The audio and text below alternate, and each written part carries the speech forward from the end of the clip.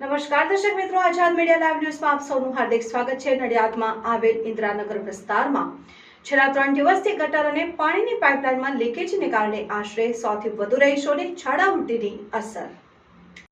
નડિયાદમાં આવેલ ઇન્દિરાનગર વિસ્તારમાં છેલ્લા 3 દિવસથી ગટર અને પાણીની પાઇપલાઇનમાં લીકેજને કારણે આશરે 100 થી વધુ રહીશોને ઝાડા ઉલટીની અસર થયેલ છે, જેમાં નાના બાળકોને વધુ અસર થતાં તેઓની દયનીય પરિસ્થિતિ છે અને હાલમાં તમામની નડિયાદ સિવિલ હોસ્પિટલમાં સારવાર ચાલી રહી છે। તે તમામ દર્દીઓની સ્થળ ઉપર મુલાકાત લેતા તેઓનો આક્ષેપ છે કે સિવિલ હોસ્પિટલનો સ્ટાફ તેઓની બરાબર સારવાર કરતા નથી, બોટલ ચડાવીને જતા રહે છે, ત્યારબાદ જોવા પણ આવતા નથી, ચાદર પણ બદલવામાં આવતી નથી। નમસ્કાર દર્શક મિત્રો, આઝાદ મીડિયા લાઈવમાં આપનું સ્વાગત છે।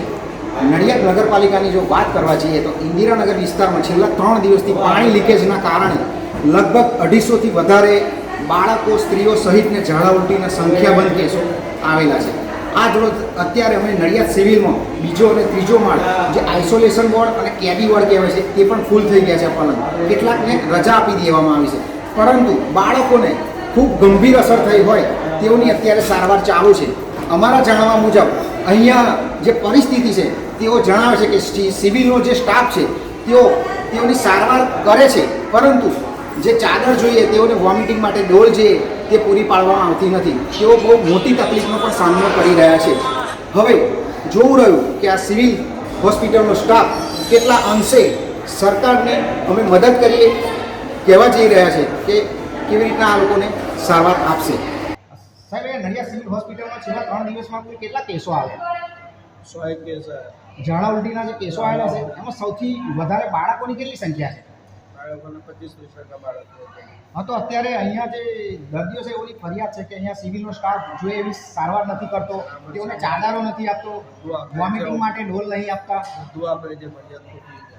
ઘણા ડોક્ટર એવું કહે છે કે જો તમારે સારવાર સારી જોઈતી હોય તો તેને પ્રાઇવેટમાં લઈ જાઓ। કોઈ નથી કહેતું। આ વાત કેટલી યોગ્ય? આ ખોટી વાત છે। કોઈ જાતું હું જાતે સુપરવિઝન કરું છું। છેલ્લા 3 દિવસમાં કેટલા કેસો થયા હશે? 250 થી વધારે હશે।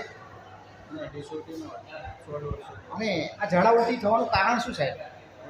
પાણીનું ગરમી ને પાણીની ના બધું કોઈ ઊંડું પડે પછી ચાદર ભીની થઈ ગઈ, કપડાં ભીના થઈને ચાદર આપો એટલે કે ચાદર ના મળે તમે ગમે તે તૈસી લાવીને તમે સબર કરો મૂકો, અમે દવાખાને કઈ લેવા કહીએ તો અહીંયા તમારે આપવું પડે ને આવી પોઝિશન કઈ ગઈએ તો વાયમર થાય તો ડોલે એટલે કંઈ ફૂટ્યા કેમ અંદર કે 5 વાગ્યાના આવાજ નહીં દેતા, પાછા ફૂટી બી જાય, વાયમર બી થઈ જાય તો શું કરવાનું? ઘરેથી કપડા એવું લઈને આવ્યા આવાજ નહીં દેતા, પાછા ઘરેથી આવાજ નહીં દેતા।